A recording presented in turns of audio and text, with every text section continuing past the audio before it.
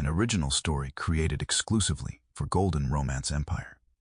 Olivia Matthews stood alone at her father's grave, raindrops mingling with her tears as the last mourners departed. The black umbrella trembled in her grip, while the funeral director approached with a sympathetic smile that didn't reach his eyes.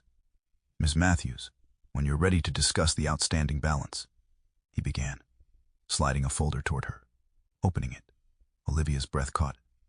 Medical bills totaling hundreds of thousands of dollars stared back at her. As her knees threatened to buckle, a sleek black car pulled up at the cemetery gates, and a tall figure emerged.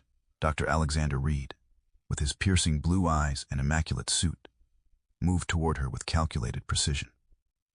He stopped just close enough for her to catch the scent of his expensive cologne, extending a business card with an address and time. "I have a proposition that will solve your financial troubles," he said, his voice devoid of emotion. "Come tomorrow if you want to save your home." Olivia's hands still shook as she entered the gleaming skyscraper that housed Reid Medical Enterprises the following afternoon. Her father's funeral had left her emotionally drained, but the mountain of debt he'd left behind gave her no time to properly grieve. The receptionist escorted her directly to the top floor, where Dr. Alexander Reid waited in an office that overlooked the entire city.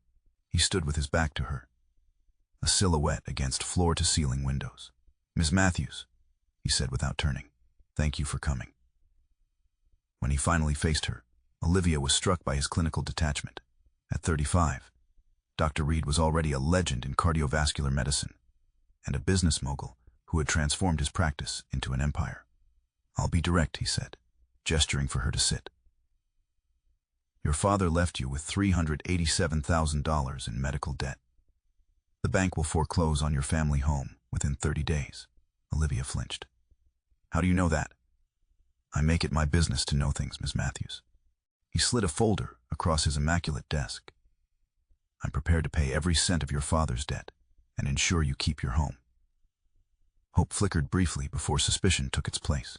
"Why would you do that?" "In exchange for marriage." The word hung in the air between them. "Excuse me," Olivia managed, certain she'd misheard. "A marriage of convenience. For 6 months." His voice remained even, as if proposing a business merger. "I need a wife for appearances. My board of directors and investors respond better to stable family men, and I'm pursuing several critical acquisitions that require their complete confidence." He opened another folder. "This contract outlines the terms. We'll maintain separate bedrooms. You'll attend necessary social functions as Mrs. Reid.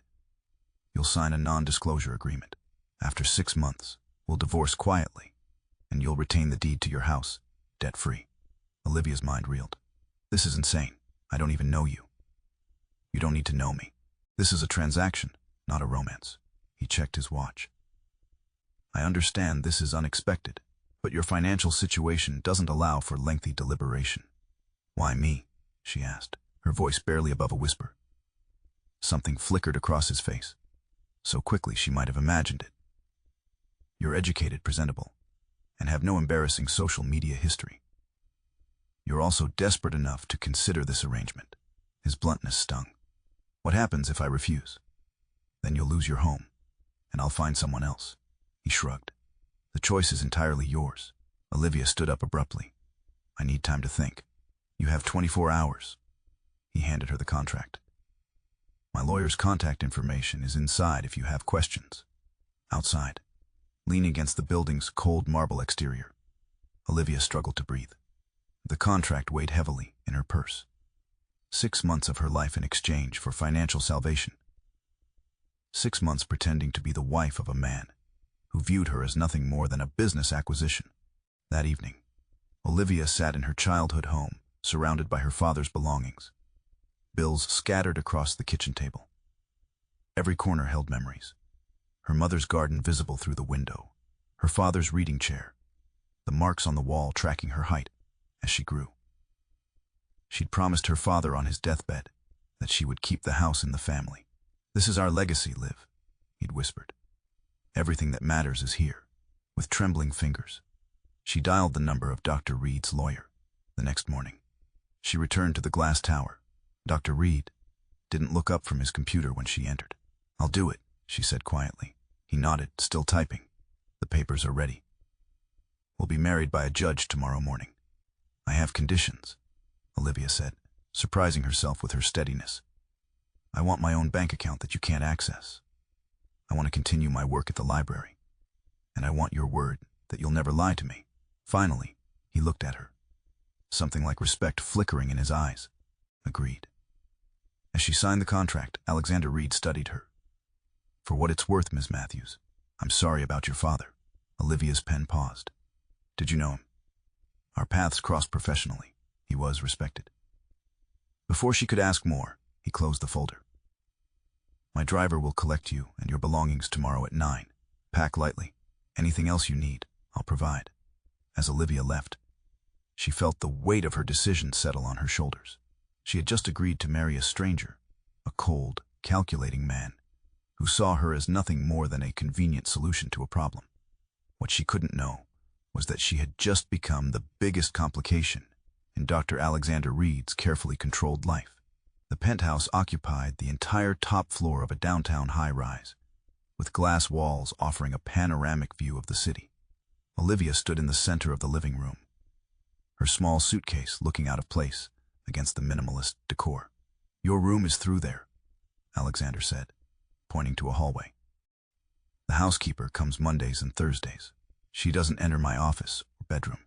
Olivia nodded, taking in the sterile perfection of her new home. No photographs, no personal touches, just expensive furniture and abstract art. "The kitchen is fully stocked, though I rarely eat here," he continued. "My schedule is unpredictable. Don't wait up." "Anything else I should know?" Olivia asked, trying to mask her discomfort. "Yes." He handed her a credit card. "Use this for clothing, personal items, whatever you need. My assistant has scheduled appointments with my stylist and personal shopper tomorrow. I have my own clothes." Alexander's gaze swept over her simple dress. "You'll need appropriate attire for the functions we'll attend. Starting with the hospital fundraiser this weekend." She wanted to argue, but reminded herself this was part of their arrangement. "Fine. One more thing." His voice hardened. "The West Wing is my private space. My office and bedroom. They're off limits." With that, he disappeared down the hallway, leaving Olivia alone in the cavernous living room. Her bedroom was beautifully appointed, but equally impersonal. Like an upscale hotel suite, she unpacked her few belongings, placing her father's photograph on the nightstand. Its worn frame looked jarringly out of place against the room's sleek modernity. The next 3 days passed in a whirlwind of appointments. Stylists, hairdressers, and makeup artists transformed her into the polished wife of Dr. Alexander Reid. By Saturday evening, Olivia hardly recognized the woman in the mirror, draped in a midnight blue gown, her hair elegantly styled. "You clean up well," Alexander commented when she emerged. He stood adjusting his bow tie, impeccable in his tuxedo. In the car, he briefed her like a soldier heading to battle. "My colleagues will be curious about you. Keep your responses vague but pleasant. If anyone asks how we met, say it was through mutual friends." "You want me to lie?" "I want you to play your part," he said coldly. "Remember, appearances matter." The ballroom was filled with Boston's elite, doctors, philanthropists, and socialites. Alexander guided her through the crowd with a possessive hand at the small of her back. To Olivia's surprise, he was different here, smiling, charming, occasionally looking at her with what appeared to be genuine affection. "Alexander, you've been hiding this lovely creature," exclaimed an older woman, eyeing Olivia with undisguised curiosity. "Some treasures are worth keeping secret, Margaret," he replied smoothly, his arm sliding around Olivia's waist. "Olivia, meet Dr. Margaret Chen, head of pediatrics." The evening continued in this vein, Olivia smiling until her cheeks hurt, while Alexander introduced her as "my wife" with practiced ease. She noticed how people responded to him with a mixture of respect and wariness. No one seemed surprised by his sudden marriage, but their eyes held questions. Later that night, unable to sleep, Olivia wandered through the dark penthouse. She paused at the entrance to Alexander's forbidden West Wing, curiosity overcoming her better judgment. His office door was ajar. Moonlight spilled across his desk, illuminating papers and medical journals.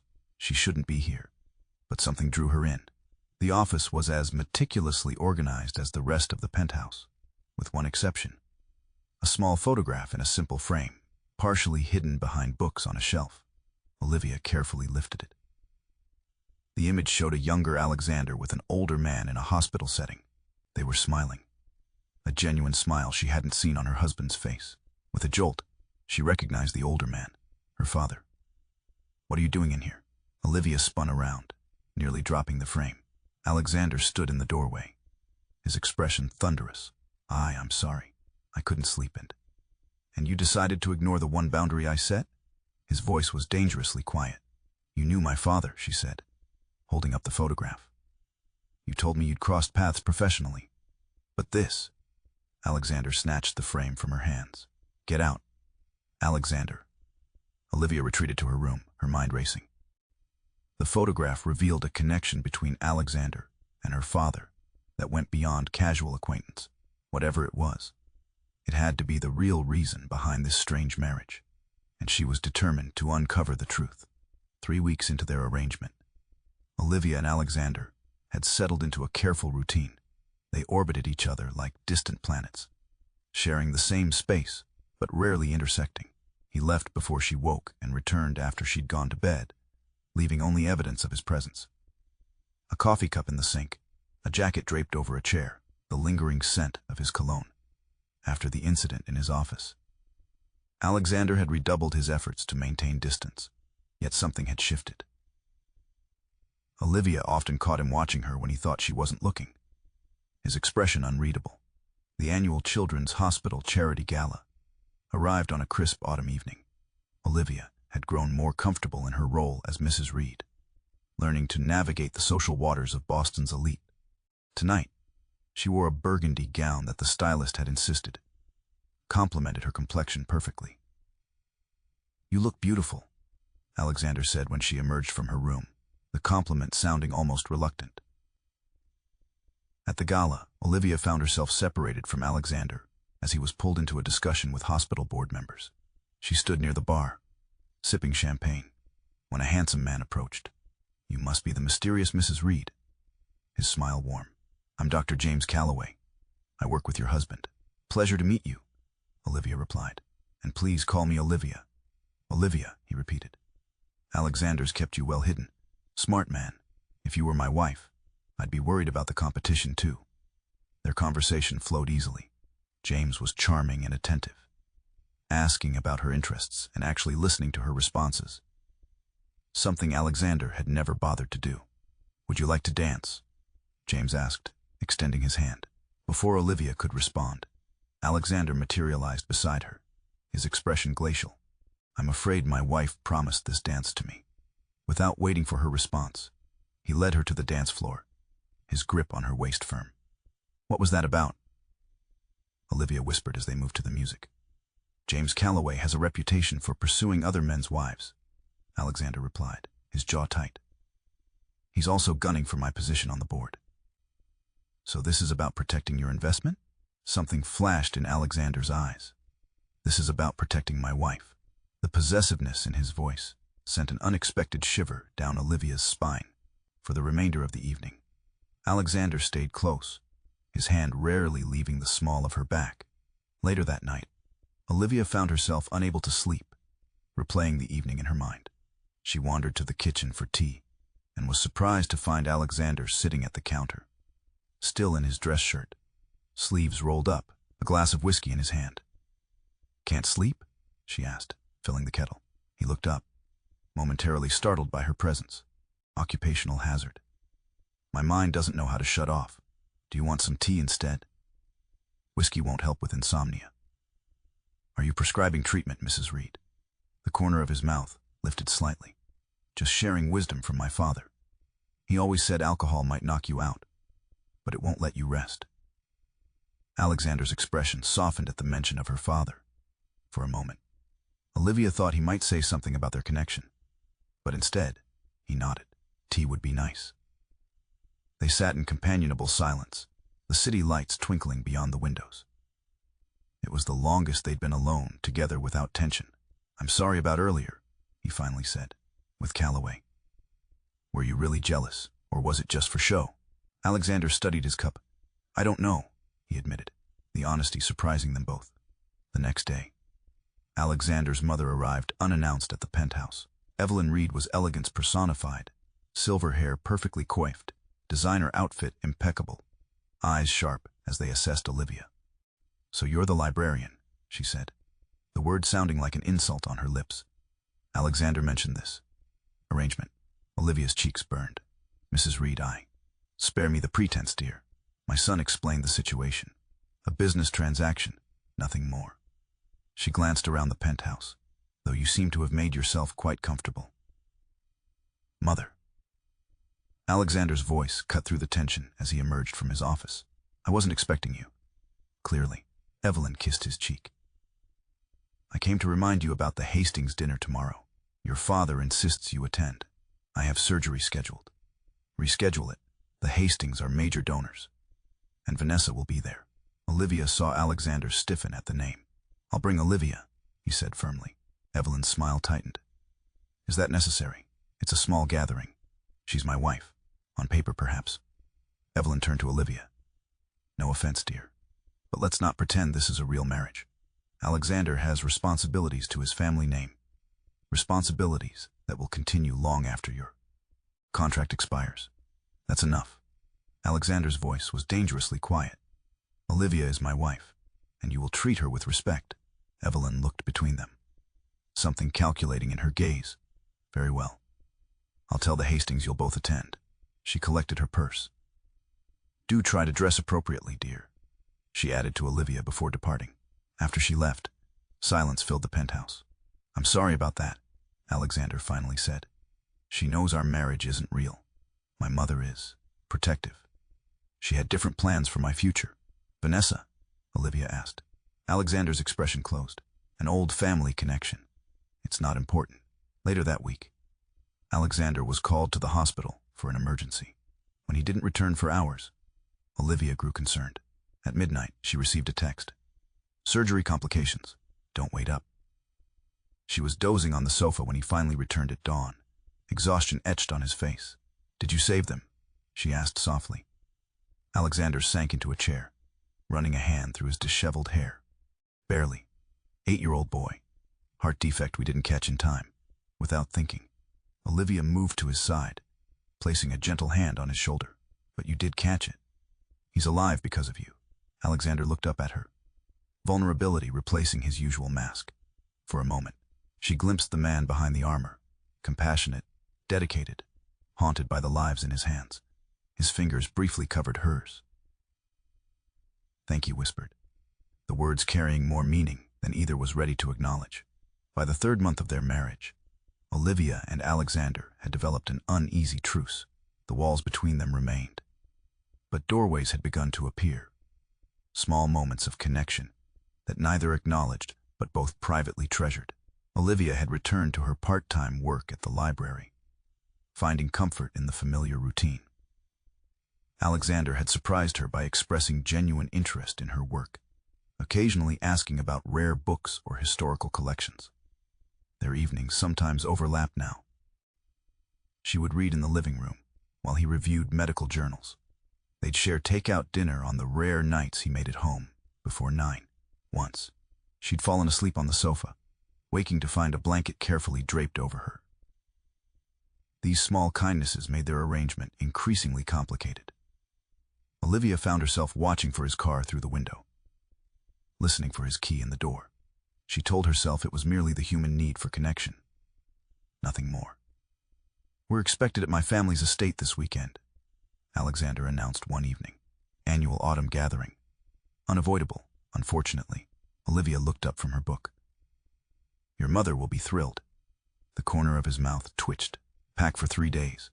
The forecast calls for rain. The Reid family estate. Sprawled across 30 acres of Massachusetts countryside. The main house, a colonial masterpiece, surrounded by manicured gardens and old-growth trees, blazing with autumn colors. Alexander grew increasingly tense as they approached, his knuckles white on the steering wheel. My family can be difficult, he warned. Try not to take anything personally. I'm beginning to think I should have negotiated hazard pay. Olivia joked, trying to lighten his mood. His expression softened momentarily. I'll make it up to you. They were greeted by a full house. Alexander's parents, his younger sister Charlotte, various aunts, uncles, and cousins, all regarding Olivia with barely concealed curiosity. The mysterious bride finally graces us with her presence, Charlotte said, embracing Olivia warmly. Unlike her mother, Charlotte seemed genuinely friendly. Come on, I'll show you to your room while Alex gets grilled by Dad. The guest room was lovely, with windows overlooking the gardens. You're in the blue room, Charlotte explained. Alex is next door. Mother wanted to put you in separate wings, but he insisted you be adjacent. Olivia tried not to read too much into this information. So, Charlotte perched on the edge of the bed. How did my robot brother convince a normal human woman to marry him? We met through mutual friends. Olivia recited their prepared story. Charlotte laughed. Right, and I'm secretly a duchess. Look, whatever the real story is, I'm just glad he found someone. He's been alone too long, especially after Vanessa. Before Olivia could inquire further, a commotion downstairs drew their attention. Speak of the devil, Charlotte muttered, peering out the window. Vanessa's here. Dinner that evening was an exercise in restraint. Vanessa Hayes was everything Olivia was not: tall, blonde, impeccably bred, with generations of Boston aristocracy behind her. She sat across from Alexander, referencing shared memories and inside jokes with practiced ease. Remember that summer in the Hamptons, Alex? She laughed, touching his arm. Your father nearly disowned you after that sailing incident. Alexander's father chuckled. I still haven't forgiven him for sinking that boat. It was hardly my fault, Alexander protested, a boyish quality emerging that Olivia had never seen. The weather report said nothing about a squall. Always the scientist needing evidence, Vanessa teased. Some things you're supposed to feel in your bones. Olivia watched their easy report, feeling like an intruder. This was Alexander's real world.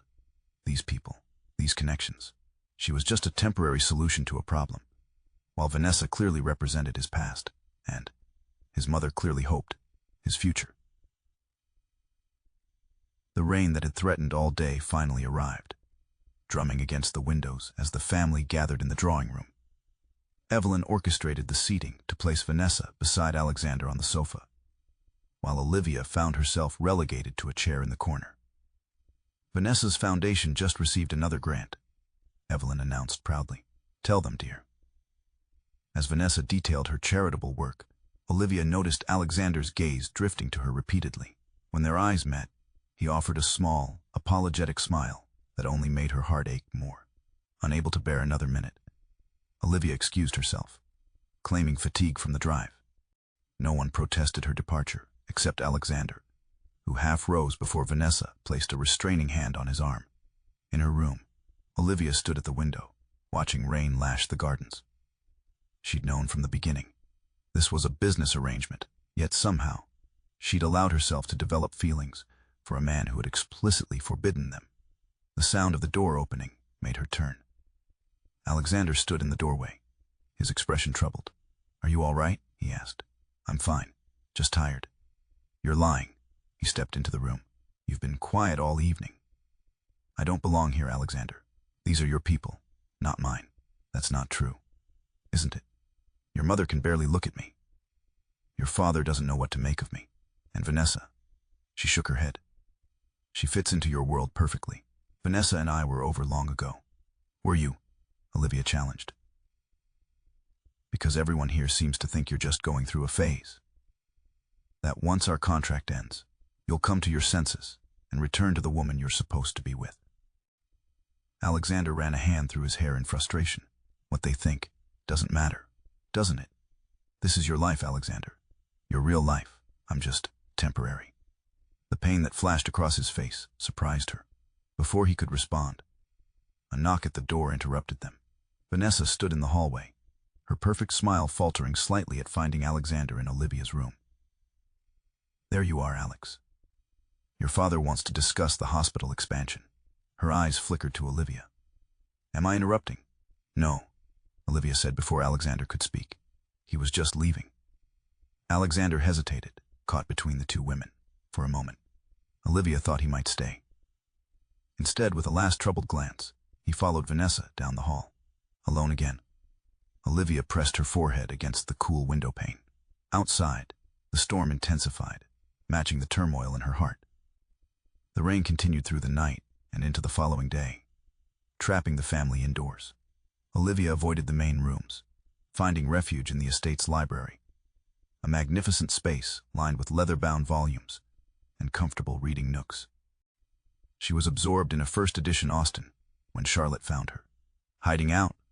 Alexander's sister asked, dropping into a nearby chair. "Just enjoying some quiet time." Charlotte studied her thoughtfully. "You know, when Alex first told us he'd gotten married, we all thought it was a joke. He's always been so. Controlled. Predictable." Olivia kept her eyes on her book. "People can surprise you. That's just it. You've surprised him. I've never seen him like this." "Like what?" Distracted, unsettled. Charlotte leaned forward. "He watches you when you're not looking. Did you know that?" Heat crept up Olivia's neck.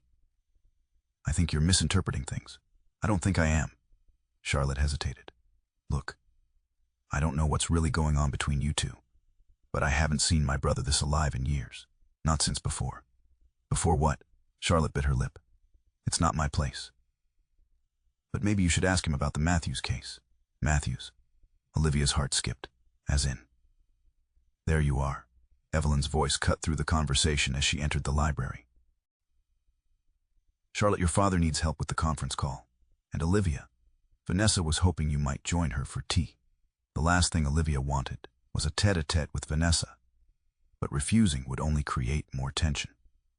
She found Alexander's ex in the conservatory, presiding over a delicate tea service. "I was beginning to think you were avoiding me," Vanessa said, pouring tea into bone china cups. "Just enjoying the library." "Yes, Alex mentioned you work at one." "How quaint." Vanessa's smile didn't reach her eyes. "I hope you don't mind my directness, but I've known Alex for 15 years. This marriage, it's not like him." Olivia sipped her tea, saying nothing. "He's always been methodical, planning every step of his life. A sudden marriage to someone outside his social circle. It raises questions. Perhaps you don't know him as well as you think," Olivia suggested quietly. Vanessa's smile tightened. "Did you know we were engaged 3 years ago?" Olivia hadn't known, but she kept her expression neutral. The past is the past. "Alex and I have history, family connections, shared goals. Whatever arrangement you two have, it can't compare to what we built over years. If what you built was so solid, why aren't you married to him?" Vanessa's composure slipped momentarily. There were complications. A misunderstanding involving his career and a patient. Alex became obsessed with making amends, even at the cost of our relationship. "What patient?" Olivia asked, her throat suddenly dry. Vanessa waved dismissively. "Some surgeon who died. Matthews, I think." Alex was cleared of any wrongdoing, but he couldn't let it go. The teacup trembled in Olivia's hands. "Robert Matthews, my father." Surprise flickered across Vanessa's face, followed by calculation. "You didn't know? How interesting." She leaned forward. "Your father was Alex's colleague. There was a question of negligence in a joint surgery. The investigation nearly derailed Alex's career." "That's not possible." "My father never mentioned." "Of course he wouldn't." "The settlement included a confidentiality agreement." Vanessa's voice softened with false sympathy. "Oh, you poor thing. You really had no idea, did you? Why do you think Alex married you? Guilt? Obligation? Certainly not love." Olivia stood abruptly, nearly knocking over her tea. "Excuse me." She found Alexander in his father's study, deep in conversation about hospital finances. One look at her face, and he broke off mid-sentence. "What's wrong? We need to talk. Now." In the privacy of the garden, protected from the drizzling rain by a stone gazebo, Olivia confronted him. "Tell me about my father." Alexander went still. "What about him?" "The truth, Alexander. About the Matthews case. About why you really married me." His face paled. "Who told you? Does it matter? What matters is, you've been lying to me for months." "I never lied." "Lies of omission are still lies." Olivia's voice broke. "You knew my father. You worked with him. There was some kind of investigation." "It wasn't what you think," Alexander interrupted, his composure cracking. "Your father saved my career, my reputation, everything. What are you talking about? Alexander sank onto a stone bench, suddenly looking exhausted. 5 years ago, I performed a high-risk cardiac surgery with your father assisting. There were complications. The patient died. That happens in surgery, Olivia said cautiously. Yes, but in this case, I missed something in the pre-op evaluation. Something I should have caught. His voice grew hoarse. The patient's family sued for malpractice. Your father took responsibility. He said he was the one who misread the tests. Olivia felt the world tilt. He lied. He saved me. The investigation would have destroyed my career before it began. Instead, it tarnished his reputation. He was near retirement anyway, he said. Alexander looked up at her, anguish in his eyes. I tried to stop him, but he insisted. Said I had more years ahead of me, more lives to save. So this marriage, it's what? Repayment. When I heard about his death, about the debt he'd left you with, I couldn't let you lose everything. Not when your father had sacrificed so much for me. Olivia wrapped her arms around herself, suddenly cold despite the humid air. So I'm just another obligation, a debt to be paid. It started that way, Alexander admitted. But Olivia, it's become, don't. She stepped back. Don't say it's become more, because we both know this ends in 3 months. It was always going to end. It doesn't have to. Yes, it does. Tears blurred her vision. My father lied to protect you, and you lied to protect me. But I never asked for your protection.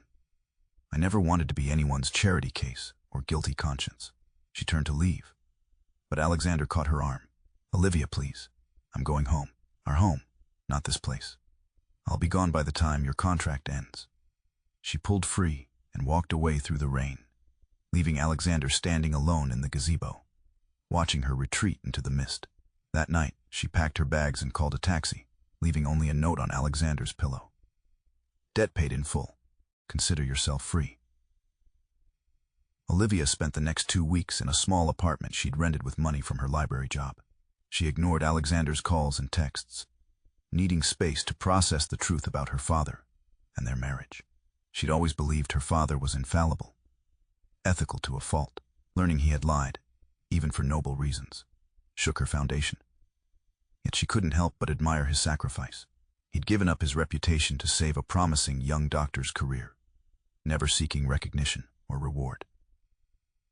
Meanwhile, Alexander had thrown himself into work, performing back-to-back surgeries, as if trying to prove her father's sacrifice worthwhile. The medical community buzzed with rumors about their separation, fueled by Vanessa's carefully placed comments at charity events. One rainy evening, Olivia returned from work to find an envelope slipped under her door, her father's handwriting on the front. Inside was a letter dated just days before his death, addressed to Alexander, but never sent. Alexander, by the time you read this, I'll be gone. The cancer has spread further than I've let on to Olivia. I have perhaps weeks left. I've never regretted taking responsibility for the Harrison case. You've saved hundreds of lives since then. Lives that might have been lost, had your career ended that day. One mistake shouldn't define a gifted surgeon's future. I ask only one thing. Look after Olivia when I'm gone, not financially. She's too proud for handouts, but keep an eye on her from afar. She'll need someone in her corner, though she'll never admit it. You once asked why I did it. The truth is, I saw in you what I once was, passionate, brilliant, driven to heal. But I also saw what I became, cautious, afraid to take risks that might save lives. You were willing to try what others wouldn't, and medicine needs that courage. Remember, the greatest surgeons aren't those with perfect records, but those who learn from failure and continue saving lives, despite the weight of those they couldn't save. With respect and confidence, Robert Matthews' tears streamed down Olivia's face. Her father had never intended for Alexander to marry her, only to watch over her from a distance. The marriage had been Alexander's own solution, his way of honoring her father while solving her financial problems. The next morning, Olivia was preparing for work when breaking news flashed across her television. Alexander stood at a podium at Reid Medical Center, cameras flashing as he addressed a crowd of reporters. 10 years ago, a patient named Thomas Harrison died on my operating table, he began, his voice steady. The official record states that Dr. Robert Matthews misread crucial test results, leading to surgical complications. Olivia froze, the coffee mug slipping from her fingers. That record is false, Alexander continued. I was the one who missed the indicators. Dr. Matthews, my mentor and friend, took responsibility to protect my career. Gasps rippled through the audience. Today, I'm setting the record straight. Robert Matthews was an exceptional surgeon and an even better man. He sacrificed his reputation to save mine, believing I could save more lives with the years ahead of me. Alexander's voice grew passionate. In the 5 years since, I've developed techniques that have reduced mortality rates for high-risk cardiac patients by 30%. Every life saved is part of Robert Matthews' legacy. He looked directly into the camera, as if speaking to Olivia alone. I've lived with this truth too long, allowing a good man's name to remain tarnished. No more. I'm establishing the Robert Matthews Fellowship for Ethical Medicine, funding research, and training that embodies the principles he lived by. Olivia watched, tears streaming down her face, as Alexander publicly restored her father's reputation, regardless of the cost to his own. That evening, she returned to the penthouse for the first time since leaving. Alexander sat in darkness, staring out at the city lights. He turned at the sound of her key, surprise and hope flickering across his face. I saw the press conference, she said softly. I should have done it years ago. Why now? Because some things matter more than reputation or career. He approached her cautiously. I found your father's letter in my office after you left. He never meant for me to marry you. I know. I received a copy too. Olivia, I need you to understand something. Alexander took a deep breath. The marriage may have started as obligation, but that's not why I want it to continue. What about Vanessa? Your family's expectations. Vanessa called this morning, furious about the press conference. She said I destroyed everything we'd built. A smile touched his lips. I told her you'd taught me that some things are worth destroying if they're built on lies. He reached for her hands. These past months with you, you've changed me. Before you, my life was ordered, controlled, empty. You brought chaos and warmth and life. Chaos, Olivia raised an eyebrow. The best kind. His smile faded to seriousness. I don't want our contract to end. I want a real marriage. Not for appearances or obligation, but because I've fallen in love with you, Alexander. I know I'm not easy to love. I'm stubborn and work too much, and terrible at expressing emotions. But if you're willing to try, I promise to spend every day becoming worthy of you.